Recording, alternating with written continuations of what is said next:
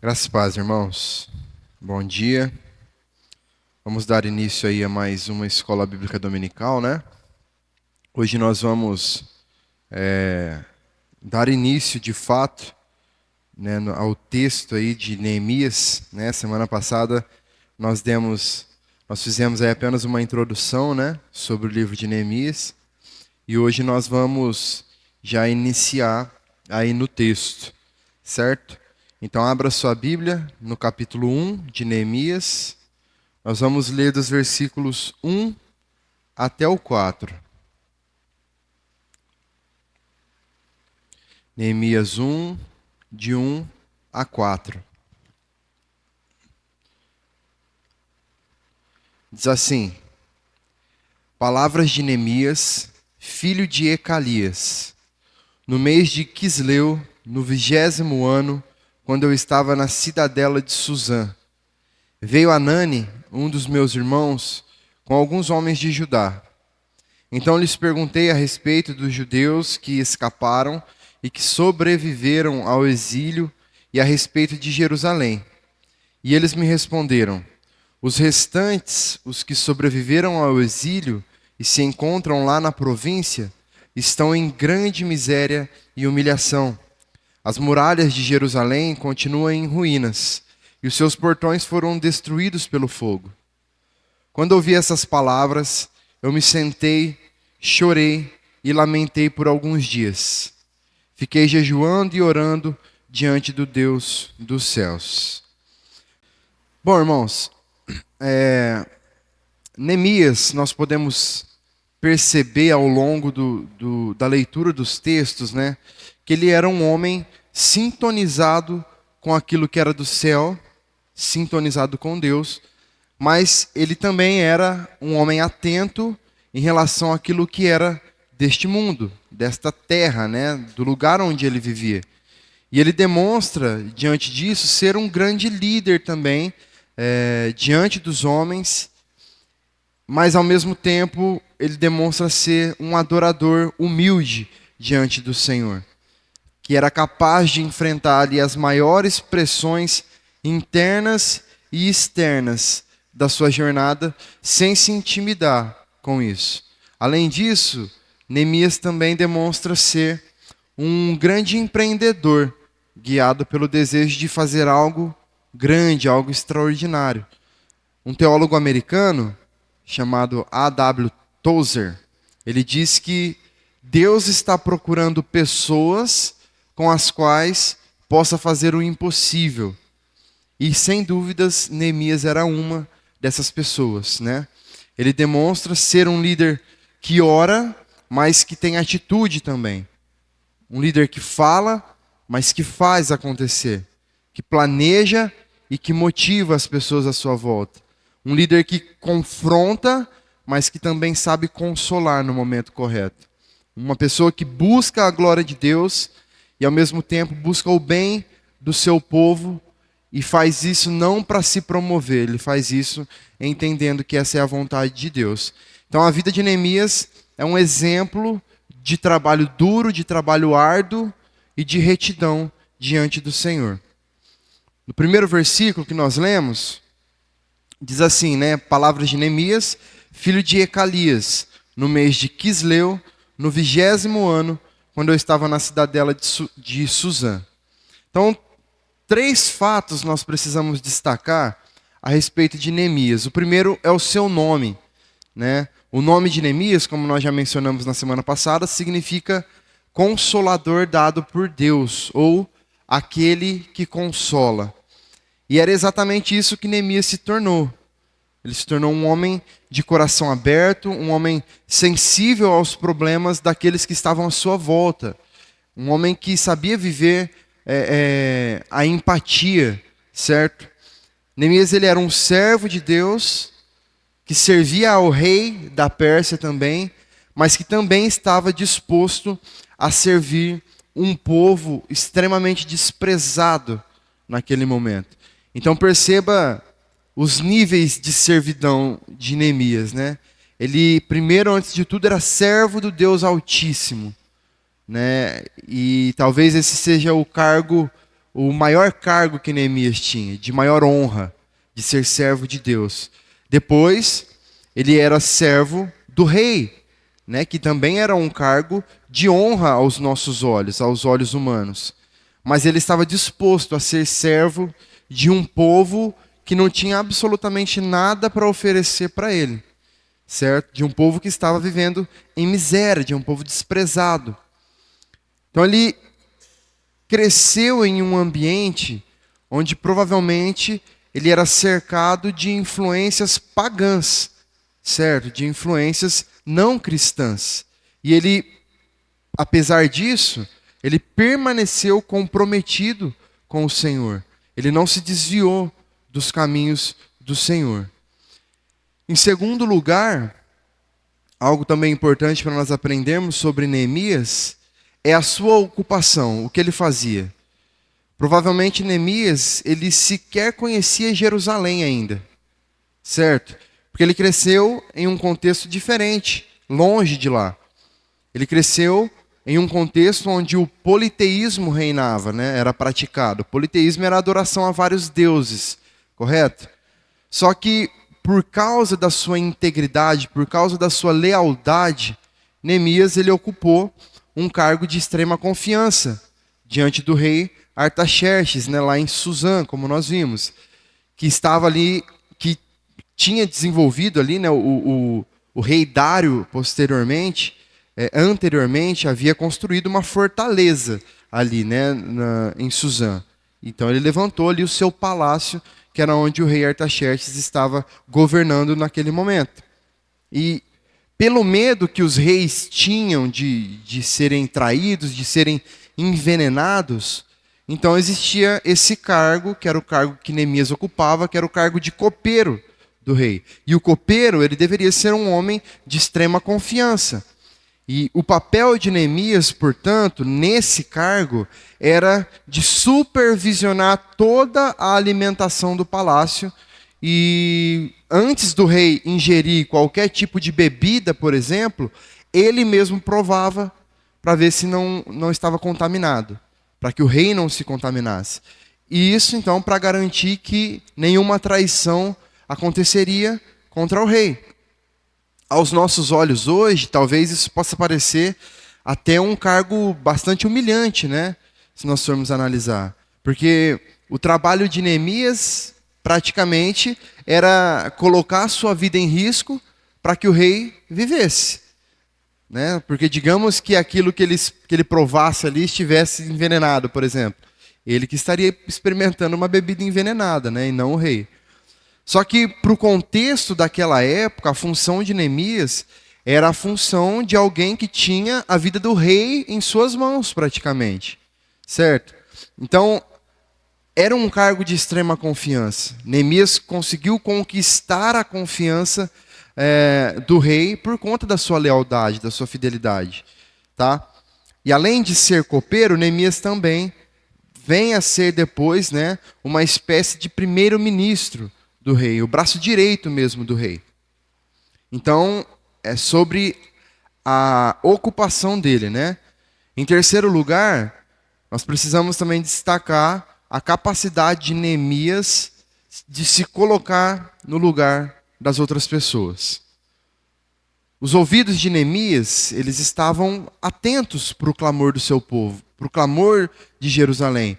O seu coração, ele estava sensível para a necessidade dos seus irmãos. Pense que Neemias, irmãos, ele vivia uma vida em um palácio de luxo, né? E que por mais que ele fosse um empregado do rei, ele podia desfrutar de grande parte de todas as mordomias, de todas as regalias que estavam disponíveis ali.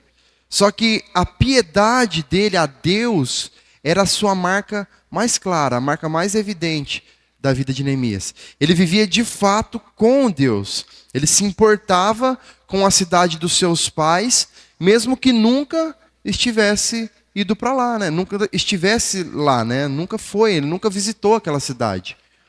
E perceba uma coisa. Jerusalém estava a 1.500 quilômetros de distância de Suzã, que era a cidade onde Neemias estava.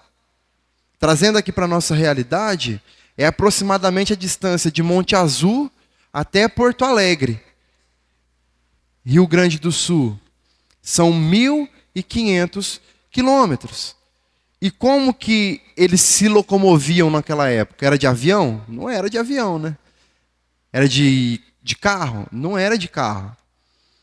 Considerando ali o contexto da época, é bem provável que Neemias tenha viajado a cavalo, né, com carroças, em uma caravana ali, com uma comitiva, né? E essa viagem provavelmente deve ter levado muitos dias, muitos meses, dependendo das condições da estrada, dependendo das paradas que eles deveriam fazer para descansar, para se alimentar, para se hidratar, para cuidar dos seus animais também. Assim como outros fatores também que estavam envolvidos, como possíveis confrontos que eles poderiam enfrentar, o clima também, enfim. Só que toda essa distância, todas essas dificuldades, né, não foram um impeditivo para que Neemias não se compadecesse do povo. Porque os problemas de Jerusalém eram, a partir daquele momento, os seus problemas também.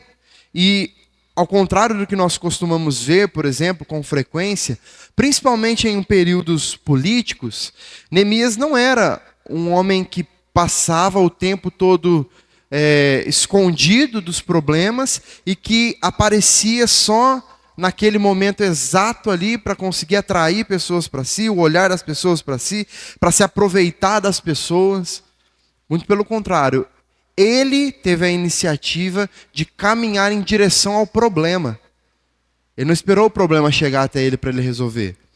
Ele quis saber, ele foi atrás do problema para resolver. Ok? Versículo 2 diz assim: veio Anani, um dos seus irmãos, com alguns homens de Judá. Então lhes perguntei a respeito dos judeus que escaparam e que sobreviveram ao exílio e a respeito de Jerusalém. Então perceba que a ação de direcionar a pergunta para Anani e para os homens de Judá partiu de Neemias, correto? Eu lhes perguntei, então lhes perguntei, o texto diz. E a vida de Neemias nunca mais foi a mesma a partir dessa pergunta. Neemias estava ali, mas o seu coração, ele já estava angustiado por saber a situação que o povo de Jerusalém se encontrava. E veja qual que foi a resposta deles para Neemias no versículo 3. E eles me responderam: os restantes, os que sobreviveram ao exílio e se encontram lá na província, estão em grande miséria e humilhação. As muralhas de Jerusalém continuam em ruínas e os seus portões foram destruídos pelo fogo. Veja só, um hábito muito comum que o ser humano tem é o de perguntar como que o outro está, certo? Só que essa pergunta, geralmente, é uma pergunta automática, né, que a gente faz. É algo quase pré-programado em nós, que nós sempre fazemos, que nós sempre usamos ali depois de um cumprimento, né? Oi, tudo bem? Olá, como você está, né? Só que essa pergunta, geralmente, quando nós fazemos essa pergunta, nós não estamos tão interessados assim em saber se de fato a pessoa está bem. Às vezes é mais o contrário, né? A gente torce para ela não falar que está mal, porque se ela falar que está mal, a gente vai se sentir na obrigação de perguntar o que está acontecendo, e a gente não está tão interessado assim em saber o que está acontecendo e estender a mão para ajudar essa pessoa nessa situação ruim. Não é verdade? Então, perguntar como uma pessoa está, sem ter tempo, disposição e esforço para ajudar essa pessoa de fato, é uma hipocrisia comum que todos nós cometemos praticamente. Certo? E quando nós tomamos conhecimento de um problema de alguém, nós também nos tornamos responsáveis diante de Deus por trazer uma ajuda para ajudar essa pessoa a resolver esses problemas. Nós nos tornamos responsáveis também, porque a partir do momento que nós ficamos sabendo de algo ruim que está acontecendo com alguém, diante de Deus nós nos tornamos responsáveis em auxiliar, em ajudar. Por isso se nós não estivermos interessados e dispostos a ajudar, é melhor que nós não perguntemos em determinadas situações. Quando Neemias soube da situação do seu povo, ele não só estava disposto, a ajudar, mas ele se sentiu convocado para atender aquela necessidade. Ele teve coragem de fazer as perguntas que ele sabia que as respostas poderiam obrigá-lo em seu interior, a ter que fazer um esforço muito grande para ajudar, para resolver. Ele sabia que, dependendo da resposta que ele tivesse, naquela pergunta, ele sabia que, com toda certeza, ele deveria se envolver de uma forma que talvez ele não tivesse nem forças para isso, E além disso, Neemias ele também soube entender o problema de Jerusalém. O primeiro problema de Jerusalém era o fato de que não havia segurança para os seus moradores. E isso porque o muro da cidade ele havia sido derrubado. Então o muro ele representava essa segurança, essa privacidade ao povo. Então toda a cidade estava vulnerável naquele momento diante de possíveis ataques que poderiam acontecer. Um segundo problema de Jerusalém era relacionado à injustiça social também. Por quê? Os juízes que julgavam as causas do povo, eles ficavam ali junto aos portões da cidade, julgando as causas. Só que como os portões haviam sido derrubados e queimados, Jerusalém também ficou sem essa figura responsável por trazer justiça aos seus moradores. Então não havia lei ali.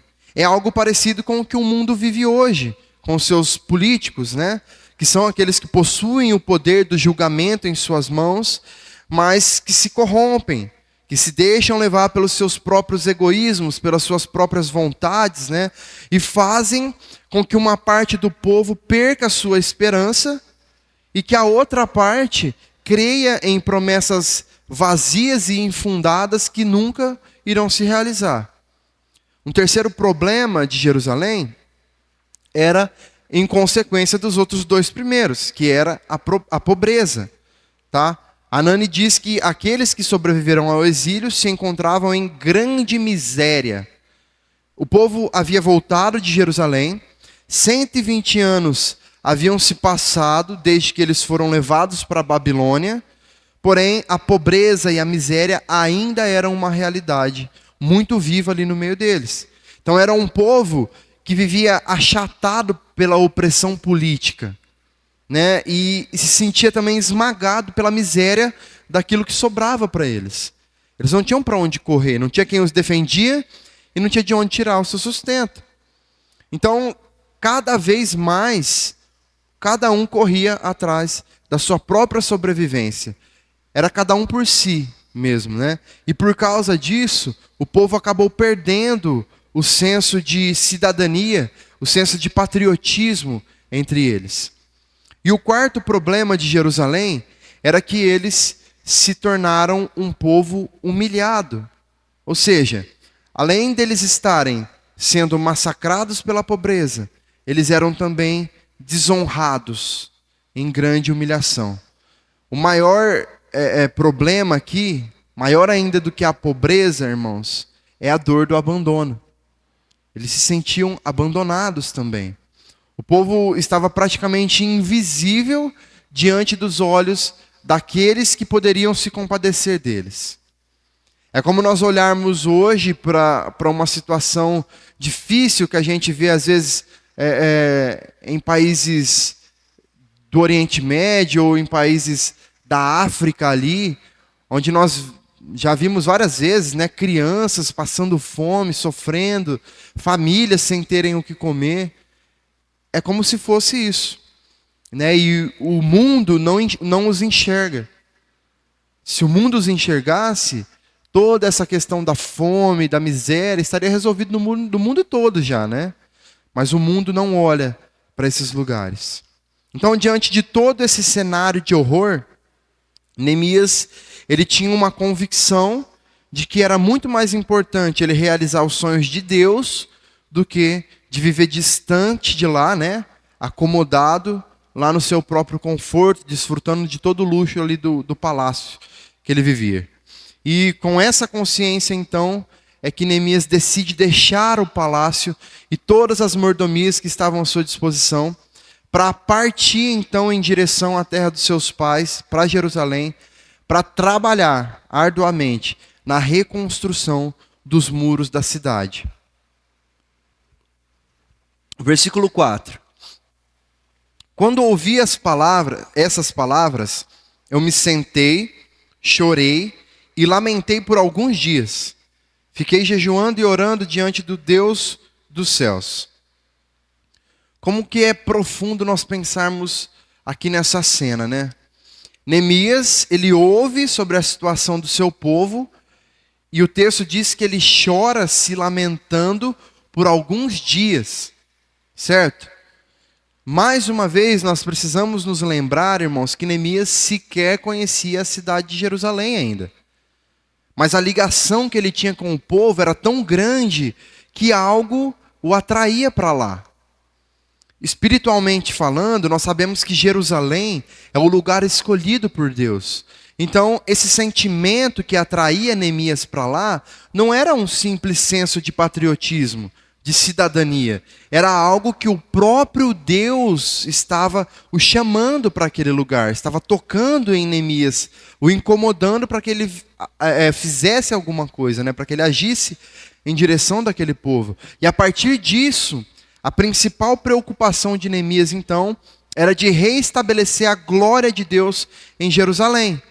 Se nós percebermos, o período de lamento de Neemias, que o texto diz que foram alguns dias, na verdade foram de 4 meses.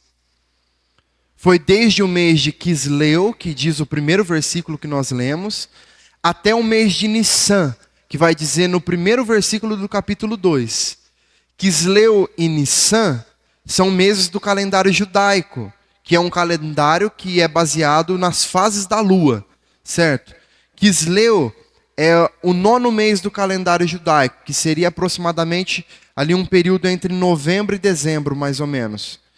E Nissan é o 1º mês do calendário judaico, que seria aproximadamente entre março e abril, certo?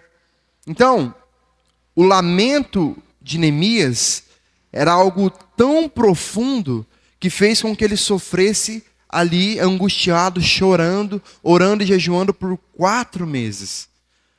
Nós lemos aqui alguns dias, e aí nós continuamos lendo o texto, parece que é rápido a situação, que a gente já parte ali já para o momento da história onde ele vai, onde as coisas começam a acontecer, porque nós não damos atenção a esses pequenos detalhes, mas foram 4 meses. E mesmo morando no palácio ali, vivendo bem, o seu coração ele já estava nas ruínas de Jerusalém.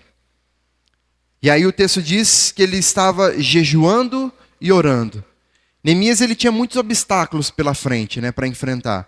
Ele precisava da permissão do rei, ele precisava contar com a mobilização do povo também para o ajudar.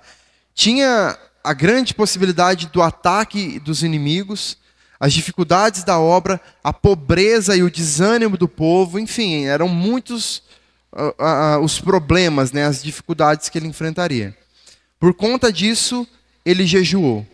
Ele abdicou daquilo que era humano, daquilo que era carnal, para se dedicar exclusivamente àquilo que era espiritual. Neemias sabia que para causas aparentemente perdidas, ele precisava se render, ele precisava se quebrantar, se humilhar na presença de Deus.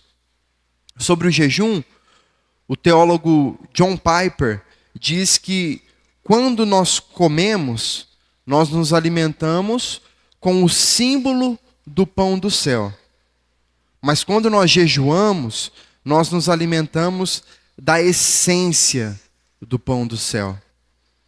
Então é muito diferente nós nos alimentarmos daquilo que simboliza um pão, do símbolo do pão, e nós nos alimentarmos da essência do pão, dos nutrientes do pão, daquilo que o pão traz de benefício para nós. Neemias, então, ele demonstrou ser um homem de oração. Imagine só você ficar orando, chorando, se lamentando durante 4 meses. ininterruptamente por causa de um propósito que você tem, que Deus colocou no teu coração, para que isso se realizasse. Durante 4 meses, Neemias orou, ele se quebrantou, e assim Deus moveu o coração do rei, para que ele desse a permissão necessária, para que Neemias fosse a Jerusalém. Deus abriu as portas da providência para o seu servo, porque ele tinha convicção daquilo que Deus o havia chamado para fazer. Amém? Então vamos fazer algumas aplicações agora. A primeira aplicação que nós aprendemos aqui com esse texto de Neemias é que os problemas impossíveis de se resolverem podem ser resolvidos quando os servos se levantam para lutar na força do seu Senhor. O fato de Neemias ter passado ali 4 meses orando, chorando, se quebrantando na presença de Deus, só comprova o quanto a situação que ele iria viver era algo difícil de acontecer, de se enfrentar. Então, obviamente, esse choro de Neemias tinha um caráter patriota? Tinha, claro. Ele se entristeceu ao ver o seu povo sofrer.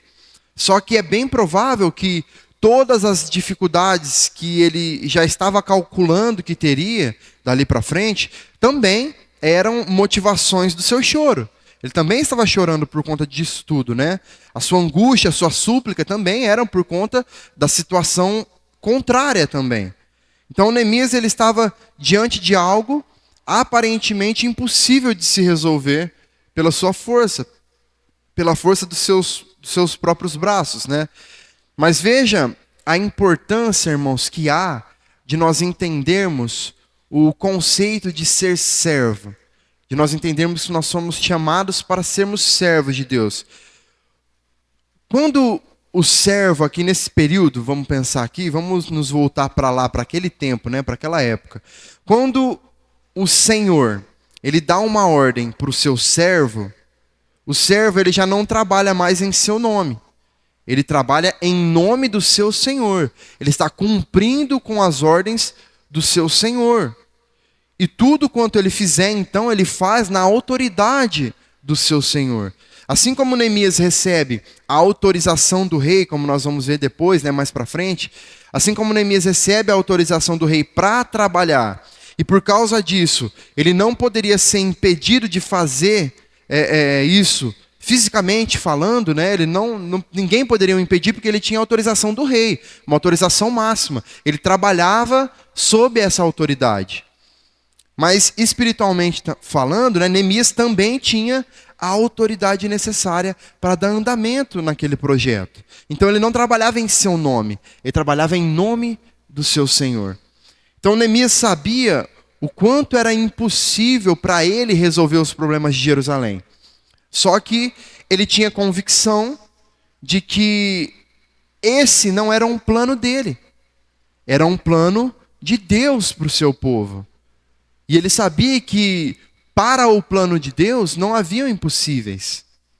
Então, como um grande servo que Neemias era, ele se dispôs a fazer a vontade de Deus, porque ele sabia que a batalha que ele estava prestes a travar não seria travada por ele, pela sua força, mas sim pela força do braço de Deus que estava nele. E nós temos lutado as batalhas certas através da força certa? O motivo, irmãos, de nós desistirmos das coisas muitas vezes no meio do caminho é porque na maioria das vezes nós estamos lutando uma batalha que nós não deveríamos estar lutando, ou nós estamos tentando vencer essa batalha na nossa força, na força do nosso próprio braço. É por isso que nós temos a sensação de que nós nunca terminamos algo que começamos. E isso fala, irmãos, a respeito de um alinhamento de propósito que muitas vezes nos falta. Quando nós nos movemos por aquilo que o nosso coração deseja realizar, facilmente nós seremos frustrados no meio do caminho. Se não houver esse alinhamento de propósito da nossa parte para com Deus, nós não teremos a bênção de Deus. E se nós não tivermos a bênção de Deus, tudo que nós fizermos está fadado ao fracasso. Porque nós estamos agindo por nós mesmos. Então, diante das circunstâncias, diante dos tempos difíceis, diante dos desafios, dos problemas, Neemias ele passou tempo na presença de Deus. Para quê? Para que os propósitos fossem alinhados. Para que a sua vontade não prevalecesse em relação à vontade de Deus. E é isso que nós precisamos fazer diante dos problemas e dos desafios que nós enfrentamos. Neemias talvez ali, diante daquilo que o seu irmão e os moradores ali de Judá contaram para ele, ele poderia ter saído dali correndo, desesperado, motivado pela emoção do seu coração para tentar resolver as coisas o quanto antes. Mas esse período que ele ficou na presença do Senhor serviu para que os propósitos fossem alinhados, para que Deus falasse ao seu coração também, mostrando a ele qual era a vontade dele. Então nós precisamos estar dispostos a ouvir a voz do Senhor no meio da crise, no meio da dificuldade. Nós precisamos abrir mão dos nossos planos para que os planos de Deus estejam em ação nas nossas vidas e na vida daqueles aos quais nós iremos ministrar também. Porque é dessa maneira, irmãos, que tudo aquilo que parece ser impossível se tornará possível, através da força do braço do Senhor. Se nós tentarmos agir, ainda que na causa certa, mas se nós tentarmos agir pela nossa força, pelo nosso entendimento, pela nossa razão, por aquilo que nós sabemos fazer ou achamos que sabemos fazer, não vai dar certo. Nós vamos fracassar no meio do caminho. Segunda aplicação é que nós nos tornaremos eficientes na obra de Deus quando os nossos corações estiverem quebrantados e o nosso espírito fortalecido pelo jejum e oração. Neemias, ele estava diante do maior desafio de toda a sua vida, né? Apesar de ter ali uma pequena ideia do que poderia acontecer, ele não podia calcular com exatidão todas as dificuldades que ele enfrentaria. Era tudo muito incerto ainda para ele, né? Nós fazemos isso, nós pensamos em uma situação, planejamos algo, pensamos nos possíveis problemas que nós podemos enfrentar na realização dessa situação, mas nós não podemos calcular com exatidão aquilo que vai acontecer. A certeza que Neemias tinha era de que ele estava diante de uma missão praticamente impossível de ser solucionada pelas suas próprias mãos. Guardadas as devidas proporções, nós também vivemos momentos de extrema dificuldade nas nossas vidas. Nós precisamos lidar com situações no decorrer da nossa vida pelas quais nós não fomos treinados para passar. E no meio dessas situações, muitas vezes, nós tentamos buscar meios para resolvermos algumas dificuldades de um jeito que talvez nós não deveríamos estar buscando.